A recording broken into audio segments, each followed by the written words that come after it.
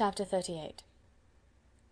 On Saturday morning Elizabeth and Mr. Collins met for breakfast a few minutes before the others appeared, and he took the opportunity of paying the parting civilities which he deemed indispensably necessary. "I know not, Miss Elizabeth," said he, "whether Mrs. Collins has yet expressed her sense of your kindness in coming to us, but I am very certain you will not leave the house without receiving her thanks for it. The favour of your company has been much felt, I assure you. We know how little there is to tempt anyone to our humble abode. Our plain manner of living, our small rooms and few domestics, and the little we see of the world, must make Hunsford extremely dull to a young lady like yourself. But I hope you will believe us grateful for the condescension, and that we have done everything in our power to prevent your spending your time unpleasantly." Elizabeth was eager with her thanks and assurances of happiness. She had spent 6 weeks with great enjoyment, and the pleasure of being with Charlotte, and the kind attentions she had received, must make her feel the obliged. Mr. Collins was gratified, and with a more smiling solemnity replied, "It gives me great pleasure to hear that you have passed your time not disagreeably. We have certainly done our best, and most fortunately having it in our power to introduce you to very superior society, and from our connection with Rosings, the frequent means of varying the humble home scene, I think we may flatter ourselves that your Hunsford visit cannot have been entirely irksome. Our situation with regard to Lady Catherine's family is indeed the sort of extraordinary advantage and blessing which few can boast. You see on what a footing we are. You see how continually we are engaged there.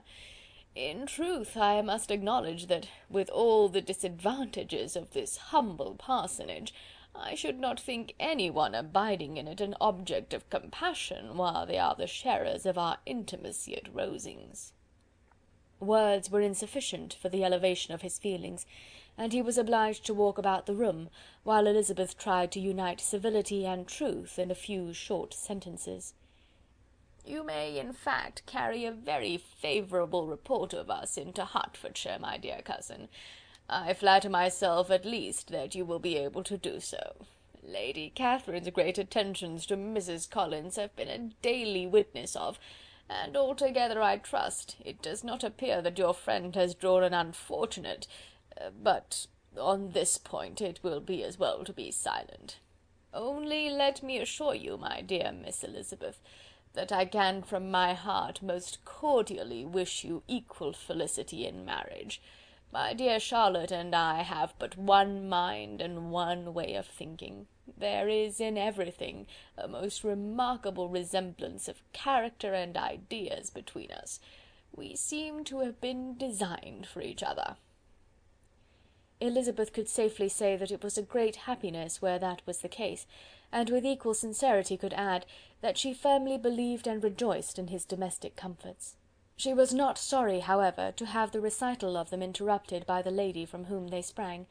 Poor Charlotte! It was melancholy to leave her to such society, but she had chosen it with her eyes open, and though evidently regretting that her visitors were to go, she did not seem to ask for compassion.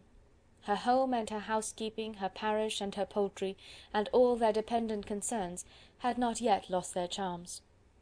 At length the chaise arrived, the trunks were fastened on, the parcels placed within, and it was pronounced to be ready. After an affectionate parting between the friends, Elizabeth was attended to the carriage by Mr. Collins, and as they walked down the garden he was commissioning her with his best respects to all her family, not forgetting his thanks for the kindness he had received at Longbourn in the winter, and his compliments to Mr. and Mrs. Gardiner, though unknown. He then handed her in, Maria followed, and the door was on the point of being closed, when he suddenly reminded them, with some consternation, that they had hitherto forgotten to leave any message for the ladies at Rosings. "But," he added, "you will of course wish to have your humble respects delivered to them, with your grateful thanks for their kindness to you while you have been here." Elizabeth made no objection, the door was then allowed to be shut, and the carriage drove off. "Good gracious!" cried Maria, after a few minutes' silence, It seems but a day or two since we first came, and yet how many things have happened!" "A great many indeed," said her companion with a sigh. "We have dined 9 times at Rosings, besides drinking tea there twice. How much I shall have to tell!" Elizabeth added privately, "and how much I shall have to conceal."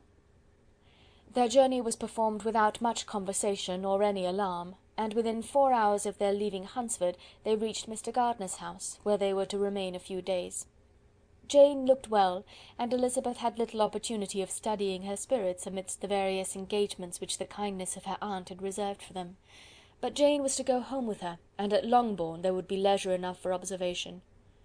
It was not without an effort, meanwhile, that she could wait even for Longbourn before she told her sister of Mr. Darcy's proposals. To know that she had the power of revealing what would so exceedingly astonish Jane, and must at the same time so highly gratify whatever of her own vanity she had not yet been able to reason away, was such a temptation to openness as nothing could have conquered but the state of indecision in which she remained as to the extent of what she should communicate, and her fear, if she once entered on the subject, of being hurried into repeating something of Bingley which might only grieve her sister further. Chapter 38.